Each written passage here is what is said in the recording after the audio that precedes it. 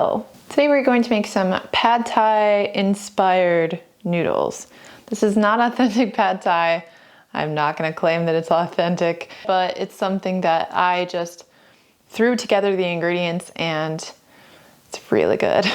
If you're looking to get variety or a little bit of creativity and room for experimenting with different ingredients, I find that like pasta and rice dishes are a really good place to do that because they are kind of the base that can soak up whatever sauce you can come up with, and you can add veggies and proteins however you like. Before we get started, I wanted to show you and talk about a little bit one of the ingredients that I'm going to be using for the sauce because it's a main ingredient, and that is tamarind. I didn't know what tamarind was.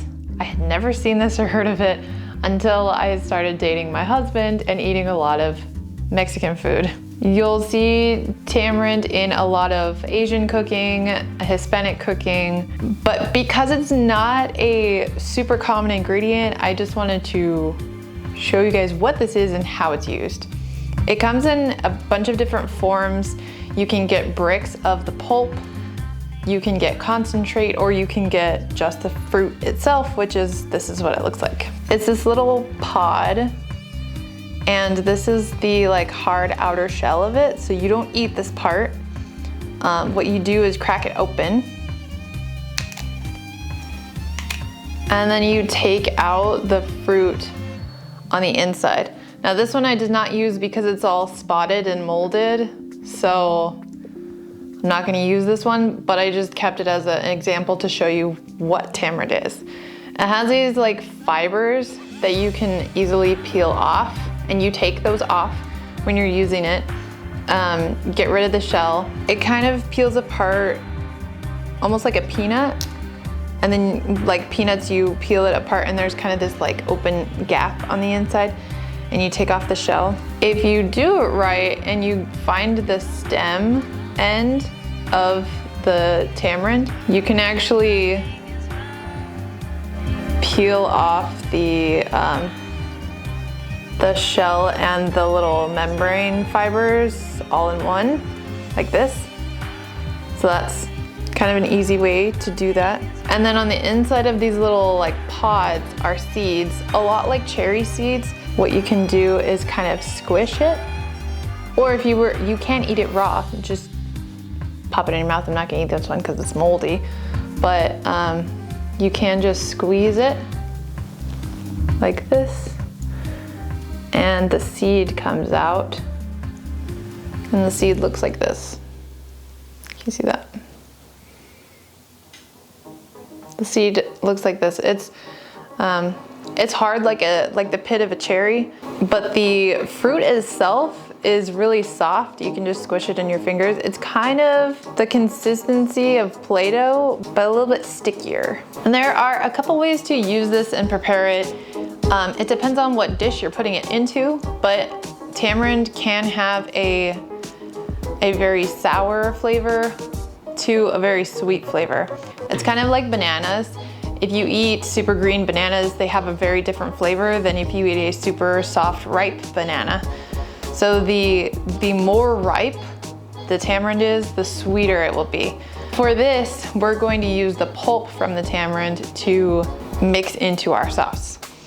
And that's really the main flavor of this, comes from the tamarind. And you can use a tamarind paste if you can find it. I went to our local market and I searched and searched and searched, and I could not for the life of me find it anywhere. So I just got regular tamarind, and I'm gonna make my own paste, which is fine because then I can show you guys how to do that. You can also make the paste ahead of time and then seal it and keep it in either the fridge or the freezer. If you're gonna keep it in the fridge, it'll stay good for a week or two. If you keep it in the freezer, it'll stay good for a few months. I've read that some people even put it in ice cube trays so that they can just grab a cube of it and throw it into a dish. That might be pretty easy. If you've ever made pad thai at home without tamarind and you eat it and it's good, but there's something missing, it's probably the tamarind that's missing because it just has this extra little bit of something that it adds to the sauce. It's very specific. But if you can't find it, you can try to substitute with a combination of lemon or lime, juice, and sugar. So without further ado, I will show you how we're gonna make our tamarind paste to start with. Let's go. To prepare the tamarind, we'll remove the outer shell and veins and discard them.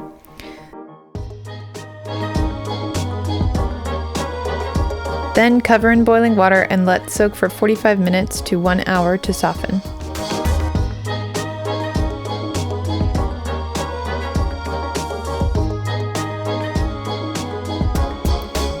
Once softened, we'll run through a fine mist strainer to get the part of the tamarind we want to work with, which is the pulp.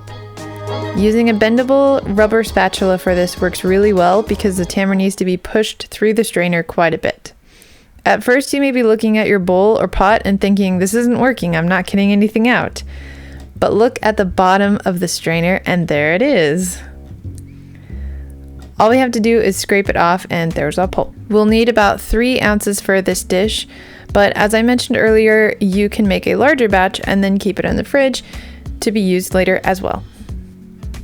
Now that we have our main ingredient for the sauce prepped, we can add 3 tablespoons of sugar, 3 tablespoons of oyster sauce, and 2 tablespoons of dark soy sauce. Whisk well to combine, and that's your sauce. Now we can start preparing the veggies and noodles. For this dish, I use rice linguine style noodles, which are prepared by soaking in boiling water for about 25 minutes. The time varies based on the brand of noodle you get, so follow package instructions for this portion. I have to admit that the first time I prepared rice noodles at home, I was overconfident and I thought, I know how to make pasta, and I made the mistake of boiling them like you would spaghetti. Wow, was I wrong. They turned out significantly overcooked, mushy, and disgusting. Rice noodles are much more delicate than other flour-based pasta and need to be cooked differently. So make sure you read the package instructions before you toss them in the trash like I did the first time. While the noodles are soaking, we'll prep all of the veggies. I'm going to use 1 red pepper, 1 shallot, 5 to 6 mushrooms, 3 to 4 sprigs of whole Thai basil leaves, 2 garlic cloves, and 6 eggs for scrambling, which I simply whipped up with a fork. I also used whole shrimp in this dish, but you can also use chicken if you prefer, or just omit the meat, especially since this dish already has eggs and mushrooms, which will provide protein and a meaty umami flavor. You may have heard the phrase mise en place, referring to cooks preparing their ingredients. It's a French term roughly translated to everything in its place, but the concept is the important part. Mise en place in reference to cooking is the prep step in which each and every ingredient that will be used in the cooking process is prepared in such a way so that when you're cooking, you can simply throw each ingredient into the pot or pan. I cannot tell you how significantly practicing mise en place changed my cooking experience in a positive way.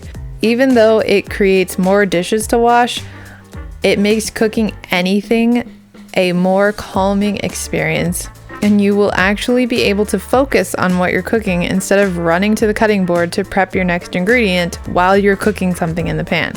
I used to run around the kitchen in a panic while things were burning and I was chopping because I didn't take the time at the beginning to prepare everything correctly.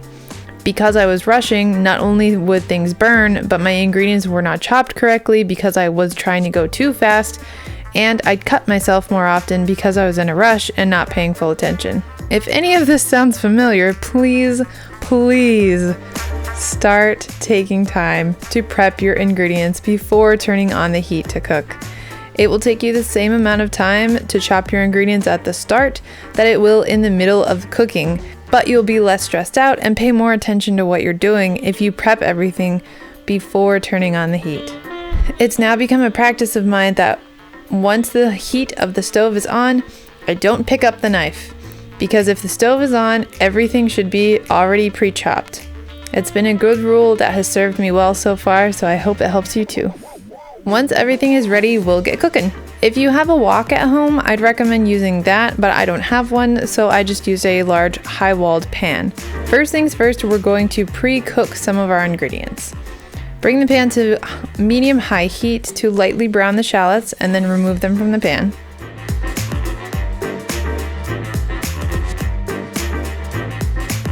Next, we're going to scramble the eggs.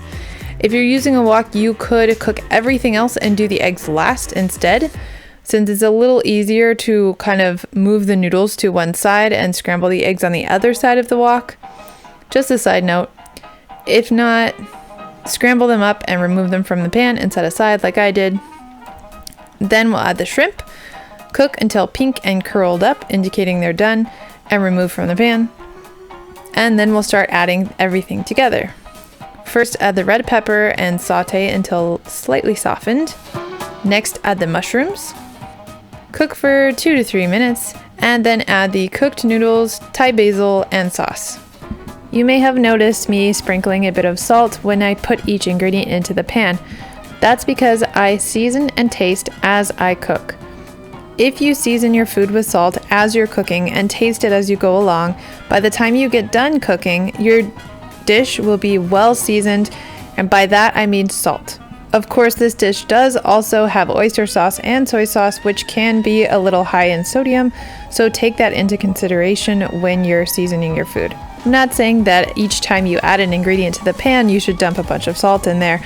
I'm just saying season as you go with a moderate amount and taste it.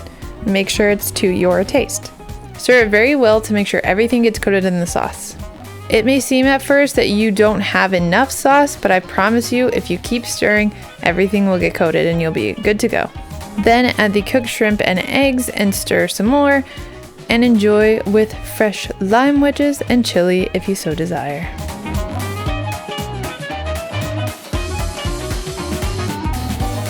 Time to try.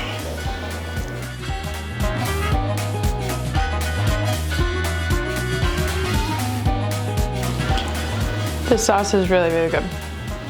Some of the noodles, I should have let them cook longer. Some of them are not done all the way. Like this, you can tell, because it's all stuck together. But, other than that, dang, that's good. If you like this video or you learned something, give it a like. If you'd like to learn more, subscribe to my channel. Thank you for watching, and I'll see you next time. Bye.